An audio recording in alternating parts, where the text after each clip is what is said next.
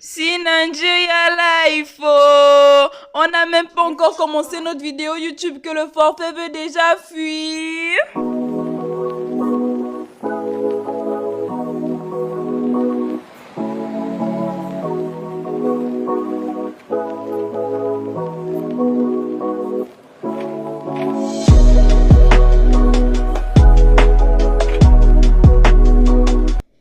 Salut à tous, c'est Ezefake de Tech Africa, le podcast et bientôt la chaîne la plus stylée qui te simplifie la tech en Afrique et pour l'Afrique. Aujourd'hui, on continue notre discussion sur un sujet qui nous touche tous, la cherté d'Internet en Afrique. Tu sais, dans la partie 1, on a vu pourquoi c'est souvent aussi lent et cher. Si tu ne l'as pas vu, je te conseille d'aller la voir pour pouvoir mieux comprendre le déroulement. Voilà. Mais aujourd'hui, on va aller plus loin, autant pour moi. On va se poser certaines questions, telles que pourquoi on continue de payer aussi cher? Est-ce que c'est juste une histoire de câble ou il y a d'autres enjeux? Et surtout, est-ce que ça peut changer? Spoiler alerte, oui, ça peut changer. Voilà pourquoi je fais tout ça, hein. Sinon je ne vois pas pourquoi je m'embêterais à faire tout ça. Bref, tu vois, on pourrait croire que c'est juste une histoire de câble ou de tour de réseau, mais non. En Afrique, Internet est un business et pas toujours un business gentil. Le prix que tu payes pour ton forfait, ce n'est pas juste pour te connecter. Tu payes les infrastructures, les antennes, câbles, serveurs, les frais de maintenance, les impôts, oui, même ici, hein. Et surtout, les intermédiaires. Et tu sais quoi?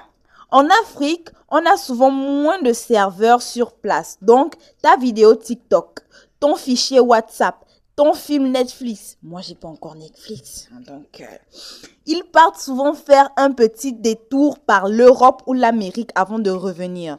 Ouais, je te l'avais expliqué.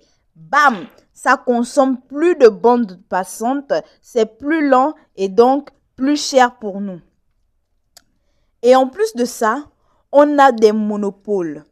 Dans certains pays, une ou deux entreprises contrôlent tout le marché.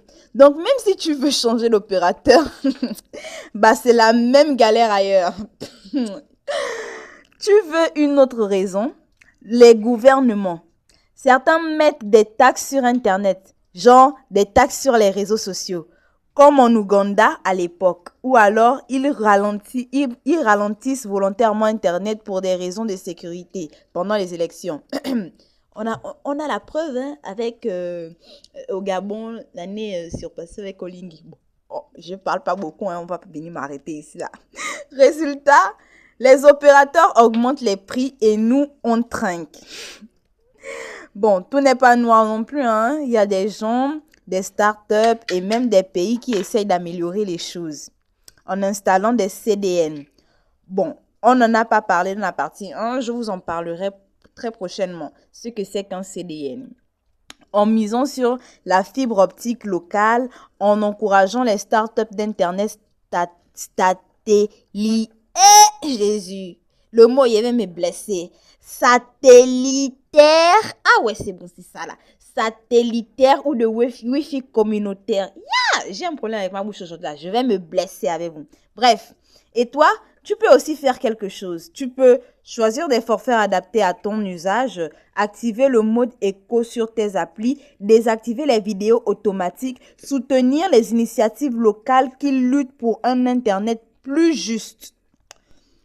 Des solutions simples que nous avons pu partager, mais bien évidemment, on peut encore aller plus loin, faire d'autres recherches et je vous partagerai tout ce que je trouverai afin qu'on trouve un Internet plus simple pour tous. Donc, voilà, maintenant tu sais pourquoi Internet coûte un bras en Afrique, mais surtout, tu sais qu'on peut changer les choses, bit after bit, antenne après antenne. Alors partage cette vidéo, abonne-toi et dis-moi dans les commentaires combien tu payes ton forfait en ce moment et dans quel pays. Et surtout, reste connecté. Shalom chez toi.